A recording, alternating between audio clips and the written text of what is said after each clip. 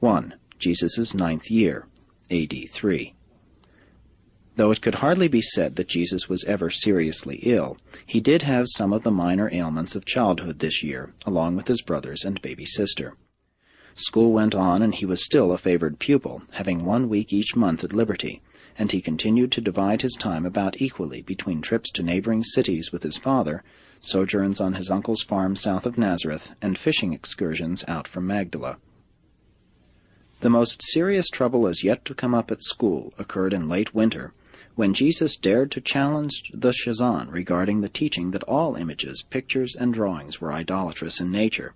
Jesus delighted in drawing landscapes, as well as in modeling a great variety of objects in potter's clay. Everything of that sort was strictly forbidden by Jewish law, but up to this time he had managed to disarm his parents' objection to such an extent that they had permitted him to continue in these activities. But trouble was again stirred up at school when one of the more backward pupils discovered Jesus drawing a charcoal picture of the teacher on the floor of the schoolroom. There it was, plain as day, and many of the elders had viewed it before the committee went to call on Joseph to demand that something be done to suppress the lawlessness of his eldest son. And though this was not the first time complaints had come to Joseph and Mary about the doings of their versatile and aggressive child, this was the most serious of all the accusations which had thus far been lodged against him.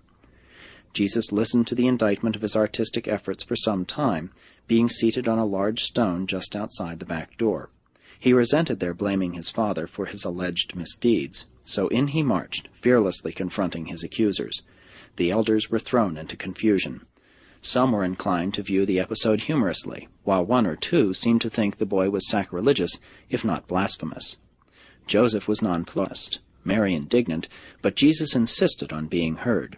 He had his say, courageously defended his viewpoint, and with consummate self-control announced that he would abide by the decision of his father in this, as in all other matters controversial, and the committee of elders departed in silence. Mary endeavored to influence Joseph to permit Jesus to model in clay at home, provided he promised not to carry on any of these questionable activities at school. But Joseph felt impelled to rule that the rabbinical interpretation of the second commandment should prevail. And so Jesus no more drew or modeled the likeness of anything from that day as long as he lived in his father's house. But he was unconvinced of the wrong of what he had done, and to give up such a favorite pastime constituted one of the great trials of his young life. In the latter part of June, Jesus, in company with his father, first climbed to the summit of Mount Tabor. It was a clear day, and the view was superb. It seemed to this 9-year-old lad that he had really gazed upon the entire world excepting India, Africa, and Rome. Jesus' second sister, Martha, was born Thursday night, September 13.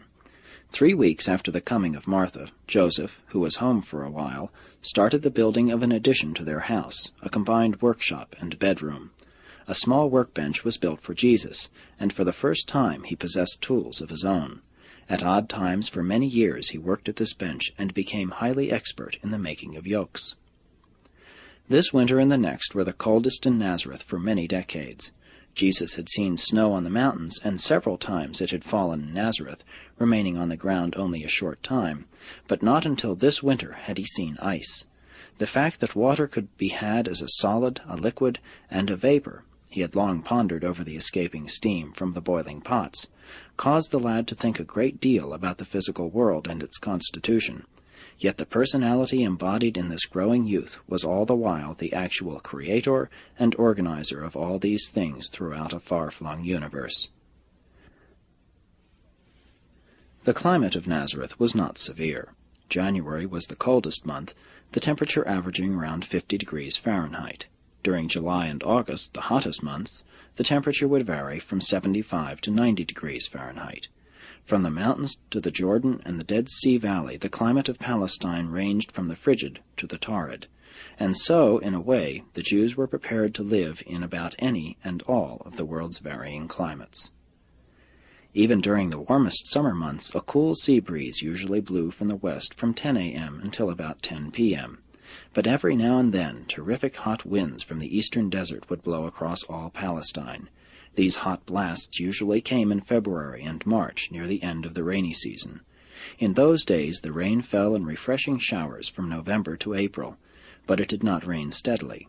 There were only 2 seasons in Palestine, summer and winter, the dry and rainy seasons. In January the flowers began to bloom, and by the end of April the whole land was one vast flower garden. In May of this year, on his uncle's farm, Jesus for the first time helped with the harvest of the grain.